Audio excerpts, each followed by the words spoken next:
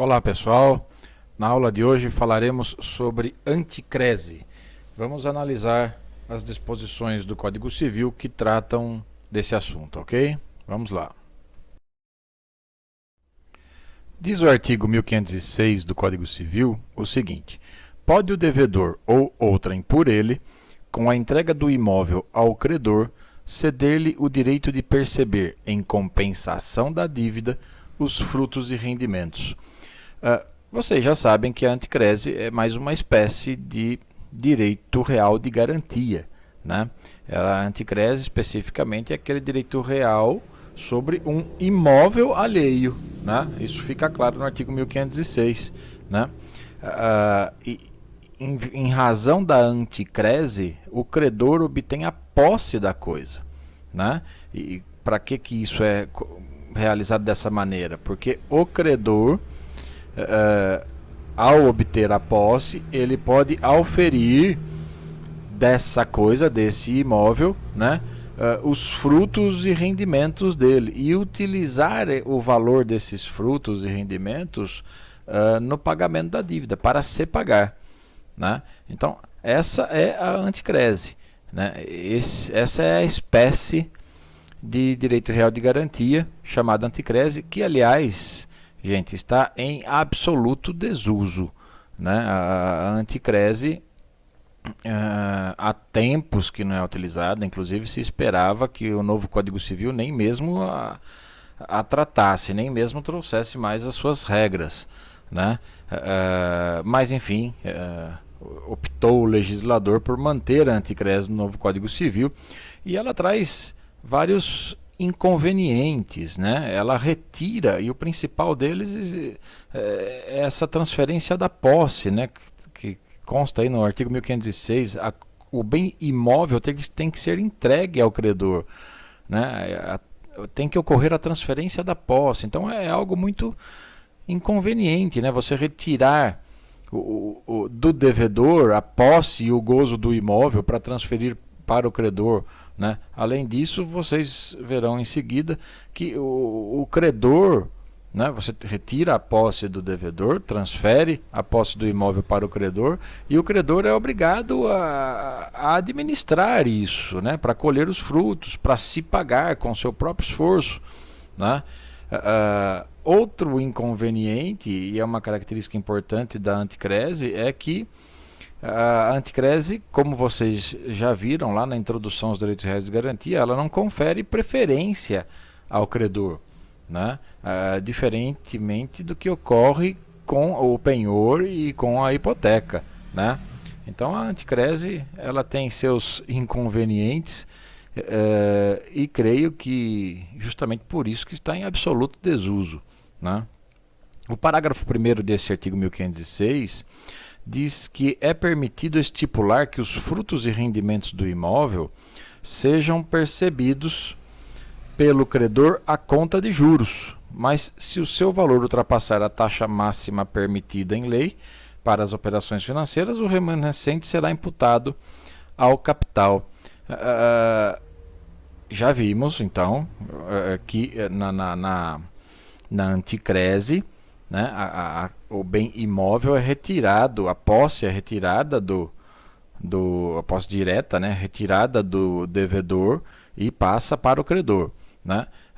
E o credor vai auferir, vai procurar, vai administrar esse imóvel para ter renda e com essa renda se pagar, né? Ou seja, ele vai colher os frutos desse bem dado em anticrese, né?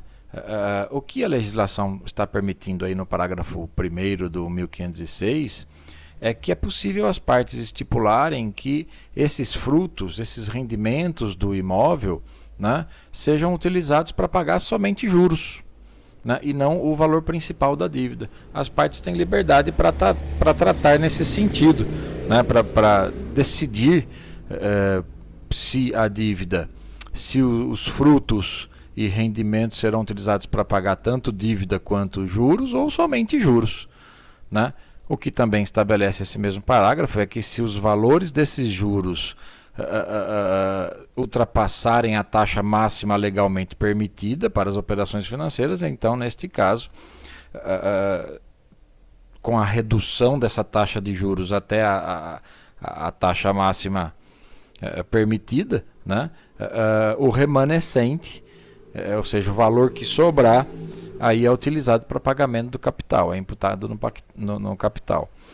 Imputado ao capital, né? Então, na omissão, evidentemente, né, ou seja, se o contrato nada mencionar acerca de um acordo específico para pagamento somente de juros, etc., então o que vai acontecer na omissão é que haverá o entendimento de que a anticrese abrange tanto a dívida, tanto o valor principal, quanto os juros, certo?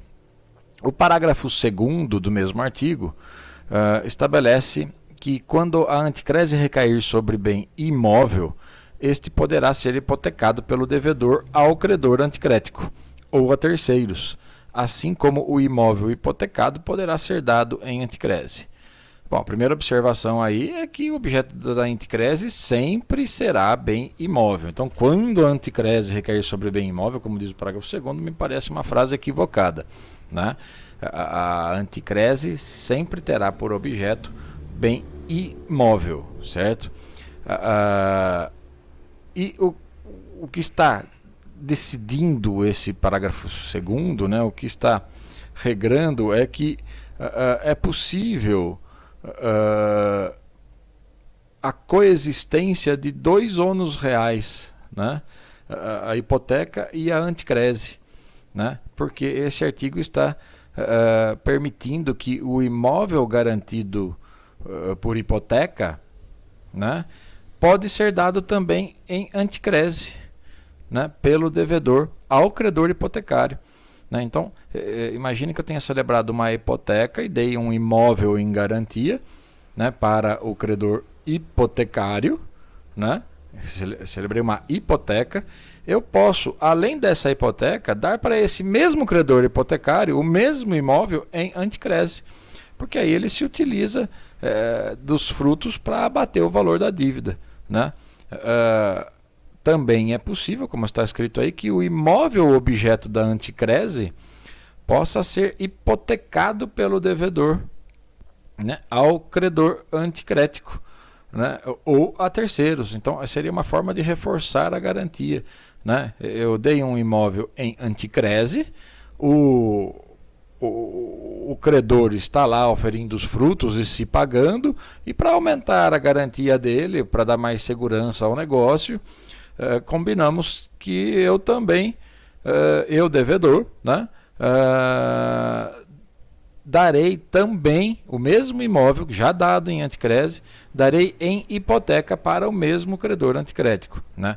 E aliás, não preciso fazer, ou não posso fazer isso somente em relação ao credor anticrético, mas também para terceiros, né? É isso que está dizendo esse parágrafo 2º do artigo 1506.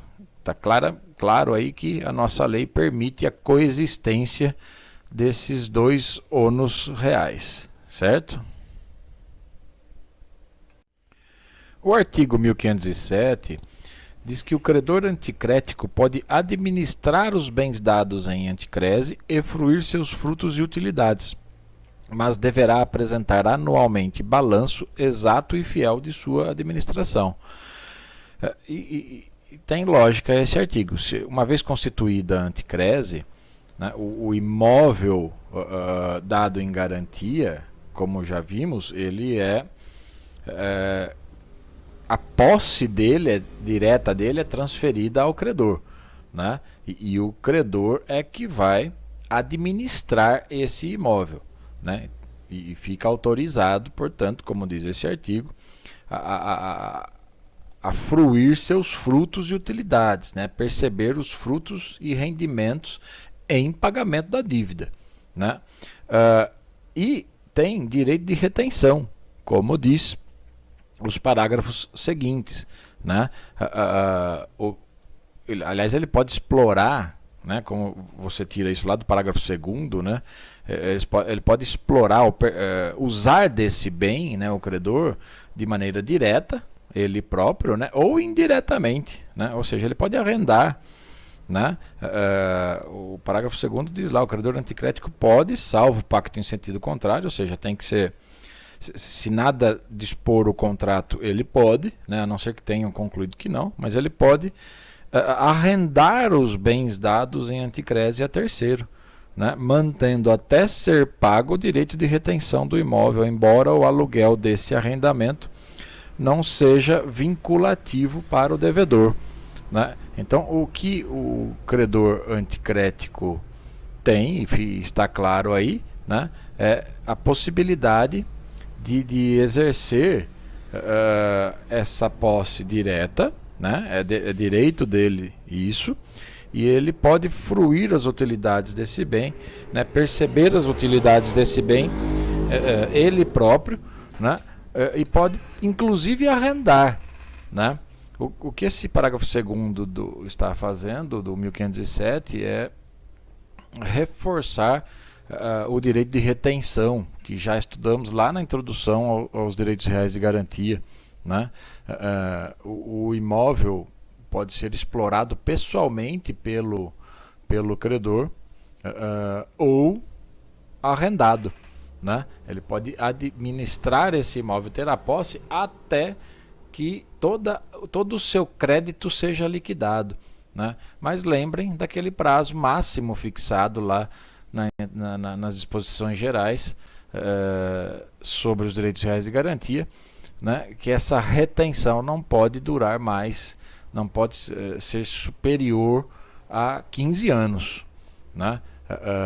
O aluguel, evidentemente, como diz o parágrafo 2º, no caso de arrendamento, né, do imóvel, ele não vincula, não é vinculativo para o devedor, porque a posse do bem que foi deferida, foi entregue para o credor, né, permite ao credor retirar do bem os frutos e rendimentos.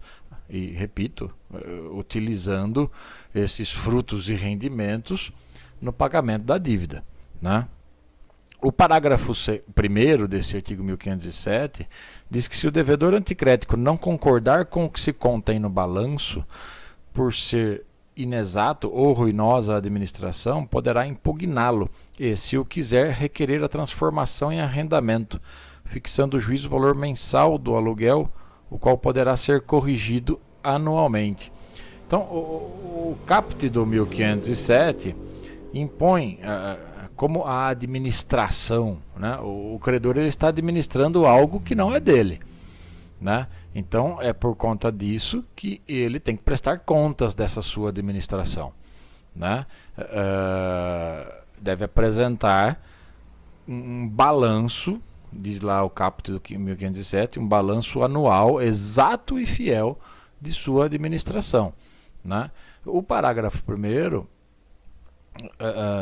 reforça isso, né? Esse dever de prestar contas ao proprietário da coisa, né? O credor prestar contas ao devedor dessa administração que ele está fazendo sobre o bem, e deve apresentar esse balanço anualmente. O devedor, por sua vez, como diz o parágrafo 1º do 1507, ele pode não concordar com o teor desse balanço, com essa administração, né? Ele pode entender que o balanço é inexato, né? É obscuro, não apresenta os detalhes necessários, né? Ou pode até considerar que a administração é ruinosa, né? Está sendo prejudicial, está sendo mal administrado o imóvel, né? E neste caso pode o devedor impugnar esse balanço, essa prestação de contas, e até mesmo requerer a transformação desse direito real de anticrese num arrendamento, né? O arrendamento, vocês já sabem, é aquele contrato através do qual alguém cede para outra pessoa o uso e gozo de um bem, né? Por um preço e por determinado tempo, né? Então, se o devedor requerer discordar do balanço, ele pode requerer do balanço da administração, né? Ele pode requerer a transformação do direito real de garantia em arrendamento, né? E aí o valor mensal a ser pago a título de aluguel deve ser fixado pelo juiz, né? E pode ser inclusive corrigido anualmente, né? Observem como o próprio texto da lei ou as regras atinentes à anticrese explicam o porquê que esse instituto está em absoluto desuso, né? Nenhum credor quer, tendo outras possibilidades, como a hipoteca, por exemplo, o penhor, etc., né? Nenhum credor quer ter o dever, né, quer ter a posse direta da coisa dada em garantia e, consequentemente, ter o dever de prestar contas, apresentar um balanço. Isso ainda pode ser transformado em arrendamento e aí ele tem que pagar aluguel, né? Nenhum credor deseja isso, então é difícil a constituição de anticreses hoje em dia, né? Mas, enfim, ela foi mantida no Código Civil. O artigo 1508 dispõe que o credor anticrético responde pelas deteriorações que por culpa sua o imóvel vier a sofrer e pelos frutos e rendimentos que por sua negligência deixar de perceber. Vejam, esse artigo traz em minha opinião, mais uma justificativa para o absoluto desuso da anticrese, né? Porque credores não querem ter correrem esse risco, né? Eles não querem ter essa responsabilidade, mas enfim, diz o artigo 1508 que o credor anticrético ele tem a obrigação de responder pelas deteriorações do imóvel que ocorreram por culpa sua, né? Então ele deve indenizar o devedor, né, pelas perdas e danos apurados, né? Repito, se as deteriorações no imóvel ocorreram por culpa do credor, né? E também responde pelos frutos e rendimentos que por sua negligência deixar de perceber. Ora, nós já vimos que o credor anticrético ele fica com a posse direta do imóvel, né, para administrá-lo e receber dele seus frutos e rendimentos para com isso se pagar, né? E ele tem que prestar contas de sua administração ao proprietário do imóvel, né? E nessa prestação de contas tem que ficar claro que ele está aplicando o bem, né, os frutos auferidos, os frutos e rendimentos auferidos com aquele bem, né, está aplicando esses frutos e rendimentos adequadamente, né, não desvirtuou, não mudou a finalidade, né, ou seja, continua utilizando o bem, ou está utilizando o bem para se pagar, né? Os frutos e rendimentos para se pagar, ou seja, para atingir a finalidade do Instituto da Anticrese, né? Que é justamente a garantia e o pagamento da dívida, né? Agora, por conta disso, né, ele responde pelos frutos que deixar de perceber por negligência. Né? E por que ele tem que responder por esses frutos? Porque assim agindo ele está causando um prejuízo ao devedor anticrético, né?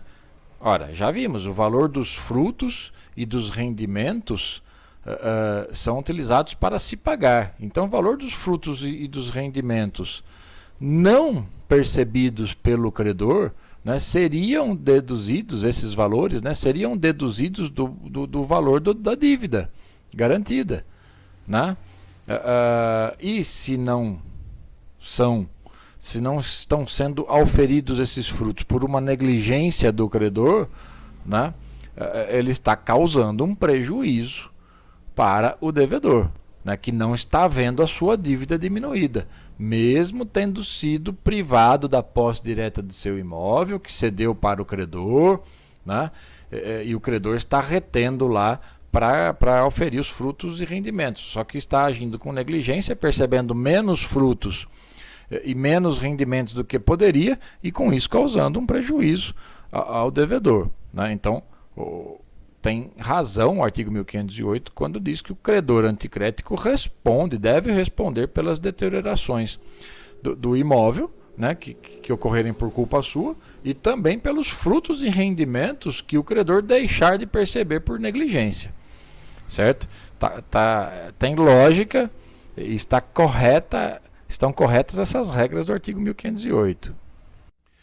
O artigo 1509 diz que o credor anticrético pode vindicar os seus direitos contra o adquirente dos bens, os credores quirografários e os hipotecários posteriores ao registro da anticrese. Complementam os parágrafos o seguinte: se executar os bens por falta de pagamento da dívida ou permitir que outro credor o execute, sem opor o seu direito de retenção ao exequente, não terá preferência sobre o preço. E em seguida, o credor anticrético não terá preferência sobre a indenização do seguro quando o prédio seja destruído, nem se forem desapropriados os bens com relação à desapropriação. São as desvantagens da anticrese, né? Então, diz o 1509 que o credor anticrético ele pode vindicar, reclamar seus direitos contra aquela pessoa que adquirir os bens, também contra os credores quirografários e hipotecários posteriores ao registro da anticrese, né? Então, por que tem isso? Pode acontecer, por exemplo, depois de concretizada a anticrese, né, formalizada, legalmente formalizada a anticrese, né, com o registro no cartório competente e tudo, né, o imóvel dado em anticrese pode acontecer dele ser alienado, né, seja a título gratuito, uma doação, seja a título oneroso, venda e compra, né? Então, o devedor anticrético, depois de concretizada, de formalizada e registrada a anticrese, né, pode acontecer de ele, devedor, vender o imóvel, né? E o que está dizendo essas disposições é que aquele que comprar o imóvel dado em anticrese antes, né, o adquirente do bem, ele deve suportar esse ônus dessa garantia real que foi constituída anteriormente, né? Vocês já sabem que os direitos reais possuem eficácia erga omnes, e você e anticrese, com anticrese não é diferente, né? Ou seja, você pode defender o seu direito contra tudo e contra todos, né? Porque o direito real se gruda, se fixa ao bem e não às pessoas, né? Então, o credor anticrético ele pode, em decorrência disso, né, se valer do seu direito de retenção, né? Ele pode se opor, né, a qualquer pretensão daquele que adquiriu o imóvel de tomar a posse do bem dado em anticrese, né? Por quê? Porque o credor anticrético tem o direito de retenção para fruir os seus frutos e rendimentos até que a dívida seja paga, né? Fica claro aí também que qualquer credor pode executar os bens do devedor, né? Inclusive os bens gravados com ônus real de garantia, né? Mas, para tanto, precisa notificar o credor anticrético, né, de que está executando. O credor anticrético ele tem direito de preferência sobre qualquer outro crédito posterior, né? Então, de modo que o credor hipotecário com registro posterior, né, não pode executar o imóvel anticrético, o imóvel dado em anticrese, enquanto existir a anticrese, né? Agora, para que haja esse direito do credor anticrético, para que ele tenha essa segurança, ele precisa se opor, ele precisa opor o seu direito de retenção, né, para impedir que outro credor execute o imóvel por não pagamento da dívida, né? E ele também, como fica claro aí, ele não tem preferência sobre a indenização do seguro quando o prédio for destruído, e nem sobre o preço da desapropriação se o imóvel dado em anticrese for expropriado pelo poder público, né? Lembrem que a destruição do imóvel, né, e a desapropriação deles são hipóteses de vencimento antecipado da dívida, né? E nestes casos, o credor anticrético não tem o direito à subrogação, né, nos valores da indenização do seguro ou no valor do preço da desapropriação, né? destruindo o bem dado em anticrese ou sendo ele desapropriado, a anticrese se extingue, né? E remanesce, né, sobra para o credor anticrético um simples e singelo direito de crédito de caráter pessoal, né, sem qualquer garantia real, tá? Por isso que eu iniciei comentando que são exemplos de desvantagens de se adotar desvantagens para o credor, né, de se adotar o instituto da anticrese. Por fim, diz o artigo 1510 que o adquirente dos bens dados em anticrese poderá remi-los antes do vencimento da dívida, pagando a sua totalidade à data do pedido de remissão e emitir-se-á, se for o caso, na sua posse. Nós já vimos as hipóteses de remissão hipotecária, né? E a remissão é esse resgate, né, do bem dado em garantia, né?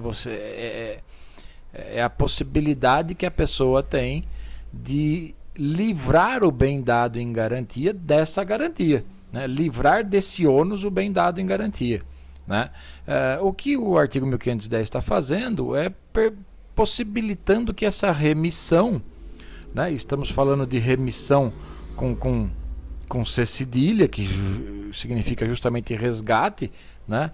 Estamos falando dessa remissão. O que o artigo 1510 faz é justamente permitir a remissão também na anticrese, né? Então, aquela pessoa, aquele terceiro que adquiriu o imóvel dado em anticrese, né, pode promover a remissão dele, ou seja, pode livrar esse imóvel dessa garantia, né, liberá-lo dessa garantia. E para que isso ocorra, o que ele precisa é, antes do vencimento da dívida, né, pagar a sua totalidade, né, pagar o valor total da dívida, apurado, como diz aí, na data desse pedido de remissão, né? Então, o terceiro que adquiriu o bem do devedor, né, o bem dado em anticrese, adquiriu do devedor, ele pode livrar esse bem da anticrese pagando a dívida, né, apurada, o valor total da dívida apurada na data desse pedido de remissão, né,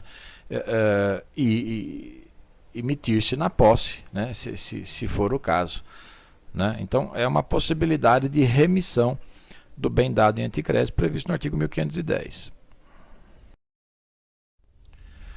É isso, pessoal. Estes foram os breves comentários sobre as disposições do Código Civil que tratam desse instituto do direito real de garantia chamado anticrese. Ok? Grande abraço em todos e todas.